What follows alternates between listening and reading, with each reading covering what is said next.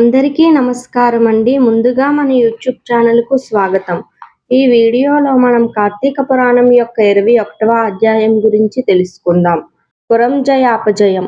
ఇట్లు యుద్ధమునకు పురంజయుని చూచి యుద్ధ ప్రవీణులైన ఆ రాజులు కోపరక్షాక్షులై శస్త్రములతోనూ అస్త్రములతోనూ బాణములతోనూ వాడి అయిన గుదియలతోనూ ఇనుప కట్ల లాఠీ కర్రలతోనూ హస్తాయుధములైన గుదియలతోనూ కత్తులతోనూ బల్లాతకములతోనూ పట్టసములతోనూ రోకళ్లతోనూ శూలములతోనూ తోమరములతోనూ కుంభాయుధములతోనూ గొడ్డళ్లతోనూ కర్రలతోనూ ఆయుధముల విక్షేపములతోనూ యుద్ధం చేసిరి. గుర్రపు రౌతులతో గుర్రపు రౌతులు, ఏనుగులు ఏనుగుల తొడను, రథికులతో రథికులు, కాల్బంటులతో కాల్బంటులు, శూరులతో శూరులను, ఆయుధములతో యుద్ధమును, భటుల న్యూన్యమును క్రూర వాక్యములు పలుకుచూ చేసిరి. ఓ అగ్రస్తమునీంద్ర, అంతలో కాంబోజ మహారాజు వస్త్రాదులను పదిలపరిచి కట్టుకొని కవచమును ధరించి పరాక్రమించి మంచి రథమెక్కి ధనుర్బాణములను ధరించి కోలాహల ధ్వని చేయుచు వడిగా పురంజయుని వద్దకు వచ్చి 300 బాణములు వేసెను. ఆ బాణములు పోయి పురంజయుని ఛత్రమును ధ్వజమును రథమును నరికి తరువాత కాంబోజుడు కొన్ని బాణములతోను పురంజయుని కొట్టి 5 బాణములతో పురంజయుని రథము యొక్క తురగములను చంపెను. తరువాత పురంజయుడు కోపించి ఇంద్రుడు వలె విక్రమించి భూజాస్ఫలమును చేసి నారి బిగించి బ్రహ్మ మంత్రములతో 10 బాణములను ప్రయోగించి కాంబోజుని హృదయమందు కొట్టెను. పురంజయుని బహుబలము చేత వెయ్యబడిన ఆ బాణములు సర్పము వలె పోయి కాంబోజరాజు హృదయమును భేదించి నెత్తురును త్రాగి తృప్తులై భటుల వద్దకు పోవుటకు ఇష్టపడలేదు. సరిగా రొమ్ములో గుచ్చుకున్న బాణములను కాంబోజుడు హస్తముతో లాగి ఆ బాణములనే ధనస్సునందు గూర్చి పురంజయునితో ఇట్లనియే: క్షత్రియా వినుము, నీచే వెయ్యబడిన బాణములను తిరిగి నీకే ఇచ్చెదను. నేను పరుల సొమ్మునందు ఆసక్తి కలవాడును కాదు. ఇట్లు పలికి కాంబోజుడు బాణములను విడువగా అవి వచ్చి పురంజయుని సారథిని ఛత్రమును వాని ధనస్సును త్రుంచినవి.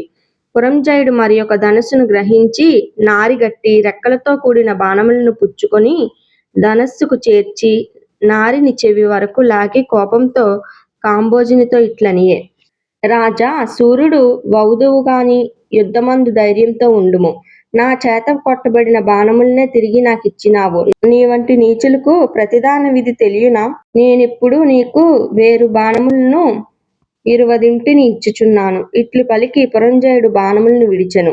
ఆ బాణములు గురిగా కాంబోజుని కవచమును ధృంచి వక్షస్థలమును భేదించి దూరము పోయినవి. అప్పుడు భయంకరమైన యుద్ధం జరిగెను. సైనికులు అన్యోన్య శరాఘతముల చేత భుజములు తెగి బాహువులూడి పాదములు మొండములై మెడలు విరిగి భూమి యందు పడిరి.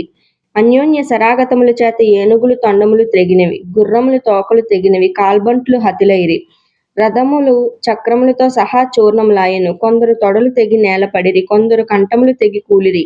బాణముల చేత శరీరమంతయు గాయములు పడి ఒక భటుడు ధనస్సును ధరించి నారి బిగించి అన్య భటునితో ఇట్లనియే: తిరుగు, వెనుకకు తిరుగు, నా ముందుండు ఉండుము, నీ వీపును నాకు చూపకుము. నీవు సూర్యుడవు కదా, ఇట్లు చెయ్యవచ్చునా? ఓ ముని, ఇట్టి నిష్ఠూరము గల మాటలను విని ప్రతిభటుడు ధనుర్బాణములను ధరించి ధనువు టంకారధ్వని చేయుచు సింహ గర్జనములు చేయుచు బహునేర్పుగా బాణములను ప్రతిభటుని మీద ప్రయోగించెను. ఆకాశమందుండి చూచెడి దేవతలు బాణములను తునీరముల నుండి తీయుటకు అనుసంధించి వేయుటకు గుర్తించలేరైరి. బహునేర్పుతో బాణములను వేయుచుండిరి. ఆ యుద్ధమందు సూది దూరి సందు లేకుండా బాణవర్షం కురిసెను. ఇట్లా అన్యోన్యం సూరులను భటులు బంగారపు కట్లతో కూడినవి, స్వయముగా వాడి అయినవియు, సాన పెట్టబడినవియు, స్వనామ చిహ్నితములు అయిన అర్ధచంద్ర బాణములతోనూ, ఇనుప నారాచారములతోనూ, ఇనుప అలుగుల గల బాణములతోనూ, ఖడ్గములతోనూ, పట్టసములతోనూ, ఈటెలతోనూ కొట్టుకొనిరి. గుర్రపు రౌతులు కొందరిని చంపిరి. గుర్రపు రౌతులను ఏనుగుబంట్లు చంపిరి. రథికులు కాల్బంట్లను చంపిరి. కాల్బంట్లు రథికులను చంపిరి. ఇట్లు తొడలు, భుజములు, శిరస్సులు, అంగములు తెగి హతులై చచ్చిరి. అచ్చట నెత్తురుతో ఒక నది ప్రవహించెను. ఆకాశమందు మేఘాచ్ఛాదితాలైన అపస్సర స్త్రీలు లావైన కుచములతో ఒప్పుచుండి వచ్చి చూచి వీడు నావాడు, వీడు నావాడని పలుకుచుండగా శూరహతులైన శూరులు యుద్ధమందు మృతి నొంది దివ్యాంబరధారులై విమానములెక్కి దేవతలు సేవించుచుండగా స్వర్గమునకు పోయి దేవస్త్రీ సంభోగాది సుఖములకై పాటుపడుచుండిరి. యుద్ధమందు హతులైన వారు సూర్యమండలమును భేదించుకొని దేవస్త్రీలతో కూడుకొని గంధర్వ అప్సరాసుల చేత కొనియాడబడుచు స్వర్గమునకు పోవుదురు. కాంబోజుడు మొదలుగు రణ కోవిదులైన సూర్యుల చేతను ఇతర రాజుల చేతను సుభటుల చేతను చాలా భయంకరమైన యుద్ధమునకు అందరికీ వల్లు గగ్గోరపరిచింది. ఇట్టి యుద్ధమందు పురంజయుడు ఓడిపోయి సపరివారంగా సాయంకాలమందు పట్టణమును ప్రవేశించెను.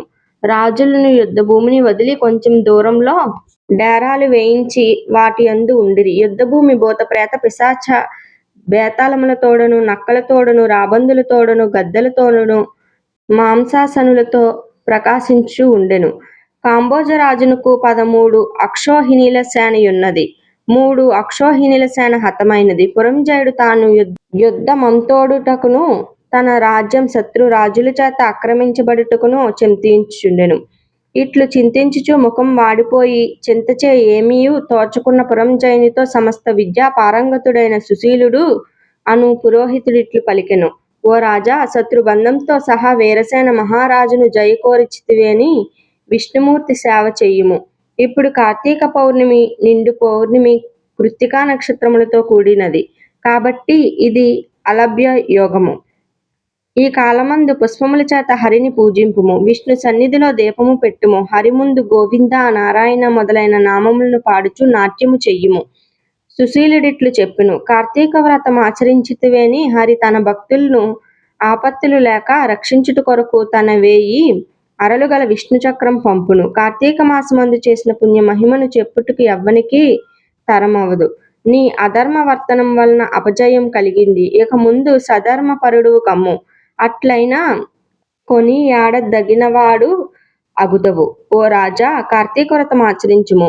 హరిభక్తుడువు కమ్ము. కార్తీక వ్రతం వల్ల ఆయువు, ఆరోగ్యం, సంపదలు, పుత్రులు, ధనవృద్ధి, జయము కలుగును. నా మాట నమ్ముము, త్వరగా చెయ్యుము. కార్తీక పురాణం 21వ అధ్యాయం సమాప్తం.